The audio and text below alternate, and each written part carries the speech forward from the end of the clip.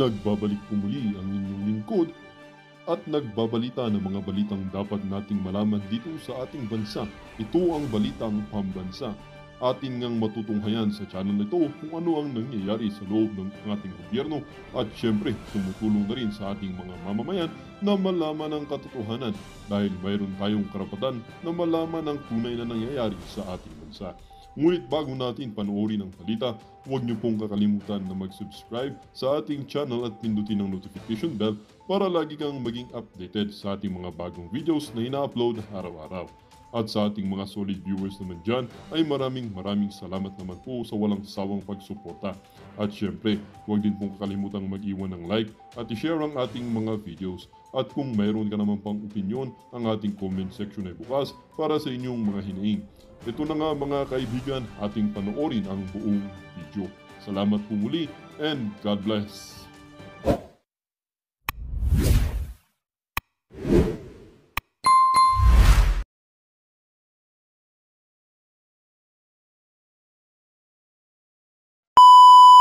Simulan natin. Sa isang mangga. Eto si Amy. Hindi raw imbitado. Hindi raw invited si Senator Amy Marcos sa pagtitipon ng mga senador kasama si Pangulong Bongbong Marcos. Giit ng ilang dumalo, chillax dinner lang ang nangyari at wala namang napag-usapang politika. Naniniwala kayo doon? Ngayon, tanong ko sa inyo mga manonood. Bigla-bigla, pagkatapos ng rally ng INC, nagkaroon ng chillax dinner. Di ba nangyari na yan before? Nagkaroon ng malaking problema, tapos nagpatawag ng senador. Ngayon, ganun din. Yung dati, ay, kung aking naalala, ay nagkapalitan ng liderato. Diyan sa Senate, nagpatawag. Ngayon, ganyan din ang nangyayari. Binobola na naman tayo na itong mga ito. Kinabahan, napraning na. Dahan-dahan lang, Marcos. Baka anong mangyari sa'yo? Napapraning ka eh. Frontline ng balitang yan, si Mayan Los Baños. Kasamang naghapunan nitong Lunes sina Pangulong Bongbong Marcos at First Lady Liza Araneta Marcos ang 18 senador at kanilang mga asawa sa Bahay Pangulo sa Malacanang. Ibinahagi ng First Lady ang mga litratong yan sa kanyang mga social media account. Catch-up dinner daw yan. Teka muna ha. Catch-up dinner lang. Had a lovely time, sabi ni Liza, catching up with our senators and their spouses as we welcome the new year together. Lisa, ako, payo ko lang ha. First Lady Liza Marcos. Pagka kasama nila yung mga asawa nila, iiwasan mo po si Heart. Huwag kang tatabi. Iwasan mo ayan ka na naman eh. Tumabi-tabi ka pa kay Heart. Tapos, papa-edit mo yung picture mo para lumiit yung braso mo. Pahihirapan mo yung editor mo. Yung editor mo parang mahina rin mag-edit. Pambira, Huwag ka nagtatatabi masyado sa magaganda. May mga pangit naman dyan eh. Doon ka tumabi sa mga asawa nilang yung hindi, huwag naman natin sabing pangit. Yung hindi kagandahan. Wala namang pangit na ginawa ang Diyos eh. Yung hindi kagandahan. So, iwasan mo yan sila, Heart at sino pa ba, no? Huwag kang nagtatatabi. Lalo na yung mga payatang braso. Ay, naku, pambira. Ma'am Lisa, medyo tumabi ka ron sa mga malulusog. Yung mga healthy. Yung mga napabayaan sa kusina, doon ka tumabi. Yung malalaki braso. Nang hindi mo pinaliliit, hindi pinaliliit ng editor mo yung braso mo. Okay? So, wag na. Iwasan mo si Heart. Ilang pagsalubong sa bagong taon. Kapansin-pansing wala sa litrato ang ate ni PBBM na si Senator Amy Marcos. Anya, hindi siya dumalo dahil hindi naman daw siya invited. Isa pang tanong ko sa inyo. Kayo ba naniniwala na hindi imbitado si Amy Marcos? Or drama na naman nila ito na kunwari, ito si Amy ay hindi maka-Marcos. Kahit siya ay Marcos. At siya ay maka-Duterte. Di ba? Good cop, bad cop na naman kayo. Ewan ko, kanya-kanya yan. Yung iba naman, ang sasabihin nila dyan, talaga merong sigalot na between Marcos and Amy. No? Yan yung mga talaga may away ang dalawa. At alam naman natin na ang talagang controversial ngayon ay may away ito si Ivy at saka si Lisa. No? Pero it's up to you guys. Pero parang sa tingin ko medyo drama ito. Drama na hindi siya imbitado. Good cop, bad cop na naman. Oo. Ay, bahala kayo. Paniniwalaan niyo yung mga Iminatics. May mga trolls to Ha? Hindi ko sinasabing bayaran yung trolls nila, pero may mga DDS na mga trolls na panatiko rito kay Amy, ha? So ingat-ingat lang po. Basta ako, as far as I know, Marcos ito. Ako? Ayaw ko na sa Marcos. Wala raw tampo ang senadora. Hindi rin naman daw kasi siya mahilig sa mga sosyalan. Hindi mahilig sa sosyalan? Hindi ka mahilig sa party-party, Amy? Ako tanong lang. Doon sa mga Iminatics, doon sa mga trolls mo na lagi kang pinagtatanggol. Ikaw ba ready rin magpa-drug test? Tanong lang yun. Anong connection yun? Siyempre, sosyalan Yung iba, kanya-kanya tayo ng ibig sabihin ng sosyalan. Yung iba, sosyalan nila, nagra-ride ng motor. Yung iba, ng sosyalan nila, party-party. Yung iba, sosyalan nila, Coca-Cola. Di ba? Well, hindi natin pinagbibintangan si Senator Amy. Nagtatanong lang tayo, lalo na dun sa mga Iminatics na mga trolls, yung mga sumusuporta sa kanya. Ready kaya si Amy magpa-drug test? Sa mga sosyalan. Wala rin sa catch-up dinner ang mga kilalang kaalyado ng mga Duterte na sina Senator Bongo, Senator Bato de la Rosa, bagamat present naman si Senator Robin. Yun, tama. Sa akin okay lang na nandyan si Senator Robin. Para mangilag. Kasi eto, kahit anong mangyari, kahit na anong pang-iinsulto, sabihin nyo kay Senator Robin Padilla, nasa sa inyo yan. Basta as far as I know, kung merong solidong Duterte, eto si Robin Padilla. Hindi nito tatraydorin ang mga Duterte. That's 1,000% sure. Maganda na nandiyan din si Robin. Para kung may usapan. Di ba? Madidinig niya. Hindi ko sinasabing espiya si Robin, pero pwede na rin. Hindi, di ba? Di ba? Minsan may ganyan sa grupo, di ba? Merong ganyan sa grupo yung iba ng iba ng lakad. Pag andyan siya, hindi kayo makapagsalita. Ganyan, posible. Kaya para sa akin, good din nandyan si Senator Robin. Padilla. Wala rin si Senator Risa Hontiveros. Habang si Senator Grace... Wag na yung si Hontiveros. Wala na pakinabang yun. Walang bilang yun. Kay Dilaw si Hontiveros. Kay Pula si Hontiveros. Walang bilang yun. Hindi nga mananalo ng ng debate yung kay Pastor Kibuloy. Amunin ni Pastor Kibuloy yan. Tingnan mo. Ng debate. Present daw sa dinner pero wala sa picture dahil na late siya. Ayon naman kay Senate President Chis Escudero, ang pagkakaalam niya, lahat ng senador ay imbitado sa... Sabi ni Chis, yung Senate President, pambira. Ang tindi ng waiter mo, Lisa, sosyal ka, ha? Ang waiter mo, Senate President. Di ba? Mataas ang standard nito si Chis. Maganda asawa nito. Hindi naman siguro ito, matibay ang sikmura. But anyway, ito si Chis, ginawang waiter to kasi ni Lisa. Ang sabi niya, lahat daw imbitado.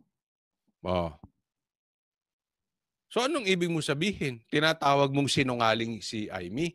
Kasi sabi ni Amy, hindi imbitado. Sabi ni Chis, lahat, as far as I know, all senators were invited without exemption. Diniinan pa, pwede namang sabing, all senators were invited. Without exemption. Para sinabi niya, kahit kapatid ng presidente, inimbita. Ganon katindi. Ngayon, tanong ko sa inyo, sino mas papaniwalaan nyo? Si Chis o si Amy? Coach, ikaw, sino paniniwalaan mo? Ako Wala. Sabi ko sa inyo, drama ito eh. Ha? Style nila yan. Di ba? Nilinlang nito si Amy. Tatandaan nyo, nilinlang nito si Sarah. Nasabi niya magkakaroon ng continuity. Meron ba? Anong nangyayari sa bansa natin? Anyway, ha? Kung totoo man, na ito'y hindi drama, talagang kinakalaban ni Cheese. Ito si Amy. Dahil sinasabi niya, sinungaling to si Amy. Kayo na lang mag-decide. Diba? Nasa sa inyo yan. Basta ako, pelikula. Mahilig sa pelikula to si Amy di ba? Nagpagawa nga ito ng pelikula kay Daryl Yap. Siya ang bida Naku, tigil-tigilan nyo, kadadrama ninyo. Naturang dinner. Dagdag pa niya, regular o seasonal gathering lang ito ng mga senador at ng Pangulo. Wala raw formal program o official matters na pag-usapan. Sabi pa ni Escudero, it was just a chillax dinner. Walang inuman? Ay, may balita ako. Hindi ko alam kung totoo. Ha? Pero ano naman yun, public knowledge na yun eh. Kasi sinabi yun sa interview namin kay Jason Sa. Alcoholic daw ito si Cheese. Sabi niya yun ha. In-interview namin sa SMNI. Ha? Talaga. Dinner lang, walang inom? Walang, ako, maniyo. Isa lang itong chillax na dinner. Sabi naman ni Senator J.V. Ejercito, walang politikang napag-usapan sa dinner. Pero nabanggit daw ni First Lady Liza Araneta Marcos ang peace rally ng Iglesia ni Cristo na ginanap sa parehong araw ng nasabing dinner. Sabi nga ni First Lady, parang pag every time nagpapadinner, nagkakaroon ng event, no? Kasi I think yung last dinner was... Tuwing nagpapadinner, nagkakaroon ng event. Senator Ejercito, mali ka ron. Tuwing merong malaking event, saka nagpapadinner. It's not the other way around. Pambubutol yung mga Sabi niya, ulitin natin. Ano sabi niya? Tuwing may padinner, nagkakaroon ng event. Ng event, no? Kasi I think yung last sabi nga ni First Lady, parang pag every time nagpapadinner, nagkakaroon ng event, no? Lantaran pambubudol yan, JB Ang tagal na nung rally, nung Lunes ba? Lunes? Anong petsa na? Ngayon lang kayo nag-dinner.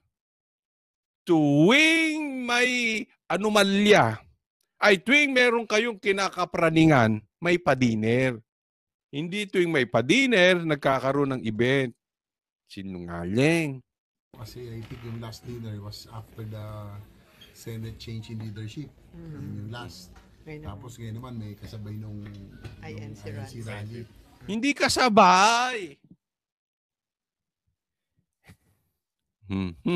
But anyway, baka style talaga nila yan. Huwag na natin pagtalunan sinong nauna. Ang importante ito. Basta kailangan ng loyalty check. Ako, as far as I'm concerned, loyalty check yan. Loyalty check. Kasi nung nagkaroon ng palitan sa Kamara sa yung Senate presidency, nagpatawag na ano ba? Yun ang sabi nito, itong senator na ito. Meron pang isang na bigla-bigla na lang nagpatawag. But anyway, ito, loyalty check to. Kasi akin pa ba ang mga senador? And kinausap yan, ako hindi naniniwala na walang pinag-usapang politika dyan. It's just a dinner. Kasi masyado yung timing. Di ba? Masyado naman agad-agad yung timing na ang daming dapat pagkaabalahan ng mga senador, yung pa talagang pagkatapos ng Iglesia ni Cristo rally. No? So, well, in my opinion, napraning na naman si Marcos, tinitingnan niya kung andyan pa sa likod niya ang suporta ng Senado dahil malaki talaga ang naganap na rally dyan. And that is flexing the muscle. Na ibig sabihin, hindi lang INC dyan, maraming dumalo dyan. Ang ibig sabihin niyan, galit na talaga ang taong bayan lalong-lalo na dito sa Kamara. Hindi ganoon na rin sa gobyerno, sa bangayan sa gobyerno, pero dito sa Kamara. So yan is another part ng legislative kasi yung etong mga congressman at saka itong mga senador. Yung congressman talagang maraming galit diyan kasi sila yung talagang naghahain ng impeachment, no? So tinitingnan niya kung sakaling galit ang tao sa mga congressman, at least baka maisalba siya nitong mga senator. So tinatanong niya ano bang posibleng yan ang ano niyan. Ano bang dapat nating gawin dito? Ano? And I hope total andyan naman si Senator Padilla nakapag-advise siya ng mabuti-buti dito kay Marcos na tigil-tigilan ng Duterte, magtrabaho na lang ng tama. Although hanggang doon lang, hindi naman pinag-usapan yung Napag-usapan din daw ang ilang priority bills na gustong ipasa ng Malacanang na kaya pa raw ihabol ng mga senador sa mga natitirang sesyon. Yan, hindi ba politika yan? Hindi politika rin yan. Kabilang din daw sa tinalakay ang tungkol sa PhilHealth. pag-usapan about, of course, yung sa PhilHealth, no? Of course, naghahanap na rin siguro na siguro kailangan talaga ng change in leadership. Wala raw commitment ang Pangulo pero umayon siya na kailangan ng ilang pagbabago sa ahensya. Nagbabalita mula sa Frontline, Alam mo kung Marcos, kung gusto mo magbago, hindi lang sa ahensya ng PhilHealth. Kung gusto mo masagip pa ang loyalty ng taong bayan, palitan mo si Romualdez. Yan ang unang palang sinasabi namin na sisirain ka ni Martin Romualdez. And until now, yan pa rin ang stand namin. Sisirain ka niyan ni Martin Romualdez. Tanggalin mo na yan. Baka sakali, hindi natin sigurado. Pero baka sakali, maisalba mo pa yung pagkaayaw ng taong bayan sa'yo. Baka sakali yung mga loyal sa'yo before, na ngayon ay galit na galit. Isipin natin, loyal sa'yo dyan sila Attorney Vic, etc. Malay natin. Di ba? Maraming ayaw na sa'yo na dati loyal. Malay natin, baka maging kasama mo ulit. Hindi kami, pero sila, malay mo, di ba? Dahil talagang matindi na ang ginagawa ni Romualdez. Kaya obligado ka nang tanggalin yan. Next topic po tayo. Eto, buhay na. Si Boying. Naalala nyo before, araw-araw ang presko nito si Boying. Siya ang bida ng balita. Biglang nawala at di umano'y nagkasakit ito. Ngayon nga nangingitim na. Tingnan nyo kulay. Para na siyang si Torre. But anyway, hindi naman problema yung maitim kasi maitim din ako eh. Black is beautiful. Basta wag lang sakit. Basta importante yung maitim ka lang na natural. Di ba? Wala masama dyan. No? Pero nawala ito eh. Di ba? Ang ngayon, pa-preskon ka na ulit. Baka mamaya, atakihin ka dyan. Kalma lang. Ayaw mo, may spokesperson ka naman. Ayaw mo na siya magsalita. Pakinggan natin. Sasabihin nito si Boying. Sundot lang yung kay BP Sara. Do you have any updates on that? Ang pinag-uusapan dito kay BP Sara o kaso posibleng isampa ng NBI kay Vice President Sara Duterte. I was talking to Director Santiago this morning. We might meet again tomorrow to arrive at a decision for this. Tingnan nyo Dahil hindi umubra yung impeachment Kaya nga sabi ko sa inyo, gusto kong pagtawanan itong impeachment na to dahil talagang walang gustong pumirma dyan. Ang tagal nilang plinano, ang tagal nilang binild up yung paninira sa mga Duterte, especially kay BP Sara, para siya ma-impeach. Doon sa bandang huli, naramdaman nila, walang gustong pumirma. Sa madaling salita, pahiya sila dyan sa impeachment. Ngayon, kung hindi umubra impeachment, kakasuhan nila. Kasi pag dyan sa kaso, hindi ko sinasabing mababayaran nila yung husgado. Ako'y malaki tiwala ako dyan sa husgado. Pero baka makahanap sila ng butas. Butasan ang nangyayari ngayon. Sa impeachment kasi kailangan mo ng numero. At talagang hindi impeachable offense yung mga nagawa ni BP Sara. Dahil lihiti mo naman yung mas mahal pa nga yung binasura at nagastos ng COMELEC dyan sa mga papel na itatapon lang nila. 150 million. Itong usapin kay BP Sara is just 125 million.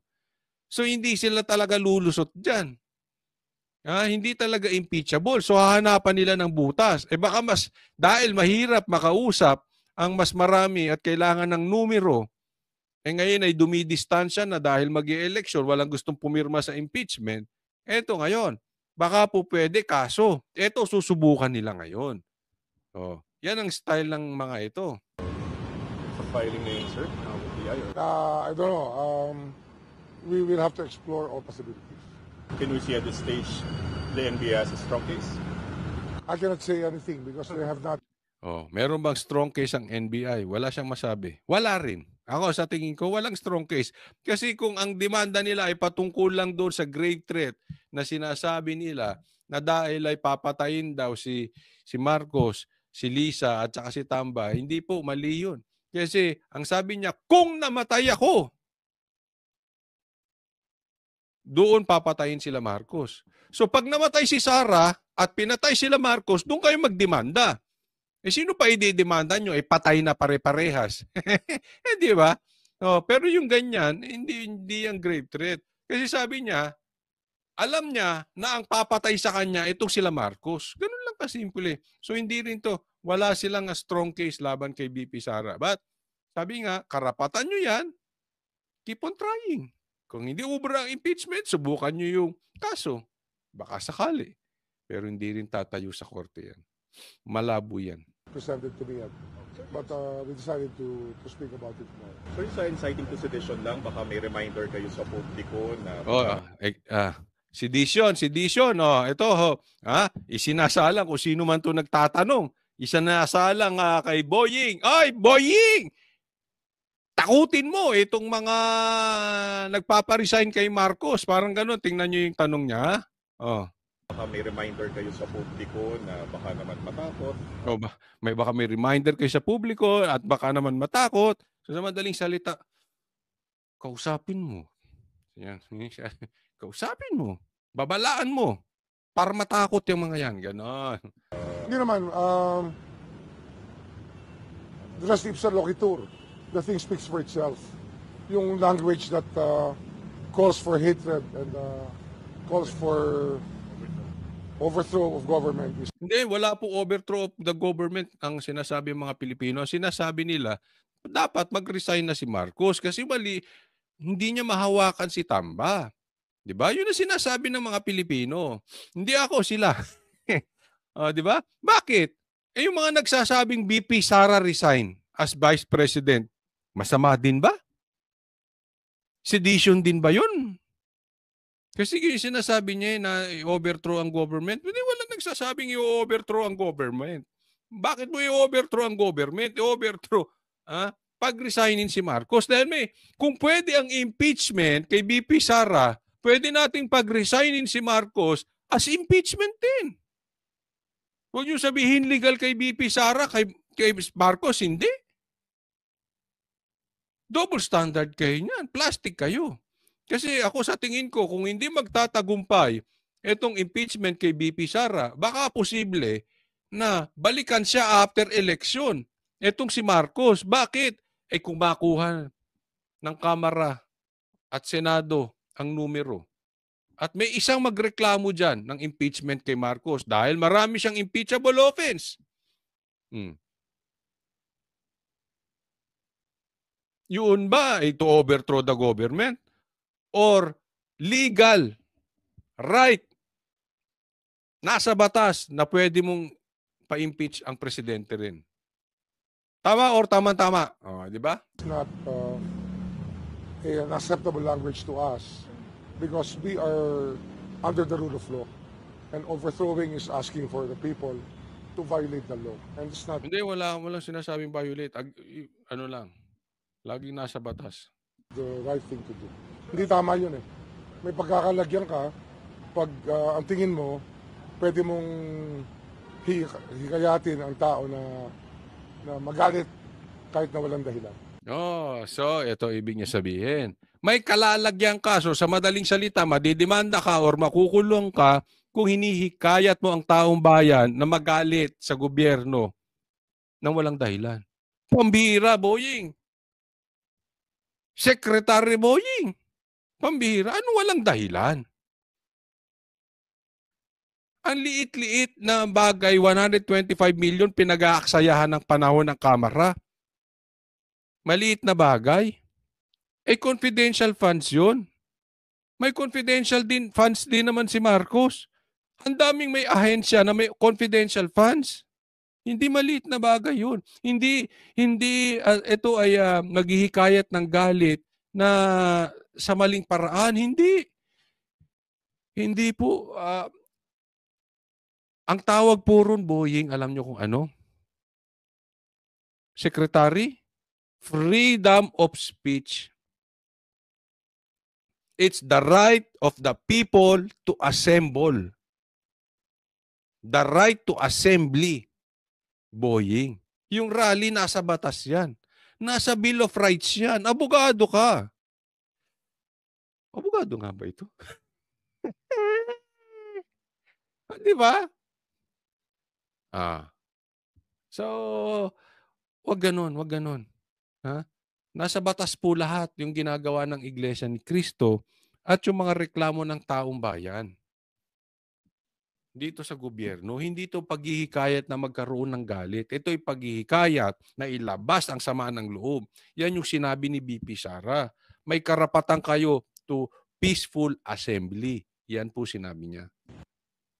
Sundot lang yung kay BP Sara. Okay, next topic po tayo. Ito. Katulad nito, Boying. Dapat ito sinisitan ninyo. Nag-create ng galit sa mga taga Davao, sa mga Pilipino na kasinungalingan. Tingnan po ninyo. Tingnan nyo itong ginawa nitong ito'y nilabas ng Philippine Star sa kanilang Facebook. Globally ranked 5th place for congestion level. So, ibig sabihin, yung traffic, Davao City ranked as the most congested metropolitan area in the Philippines with the slowest travel times according to the 2024 Traffic Index. Fake news alert. Ang pinag-uusapan, traffic ang Davao. Ang picture, EDSA. Nakapunta naman ako sa Davao. Wala namang carousel ang Davao. Wala silang ganyang lugar. EDSA po yan eh. Davao City had the worst traffic in Philippines. So sa buong Pilipinas, pinaka-traffic ang Davao. Rank 10 globally. So sa buong mundo, pang-10 traffic ang Davao. Di ba? Naniniwala kayo? Ito fake news. Sa bagay, malapit nang matanggal. Ito, sino ba may-ari nitong Philstar.com? Chine-check nyo ba ito? Pambira kayo. Davao, dahil hindi umubra ang paninira nila sa Duterte, dahil hindi umubra ang paninira nila kay Vice President Sara Duterte at kay Rodrigo Roa Duterte, kayo ang isusunod. Lahat ng kadikit. Alam nyo, before, meron nagkwento sa akin. Dating sekretary po ito. Sabi niya, pag ikaw ay napunta lang sa Davao, nagagalit ang Malacanang. Nai-insecure. Ba't kayo nagpunta ng Davao? May mga galit talaga sa Davao. Insecure sa Davao. Kaya nga lahat ng dikit sa Duterte, binabakbakan. Ganyan ang ginawa rin kay Pastor Kibuloy eh. Ganyan din ang ginagawa ngayon sa Davao. Lahat, dumikit ka kay Duterte, yari ka. Ganun ang gusto nilang palabasin. Tingnan nyo ginagawa kay Bato, kay Senator Bongo,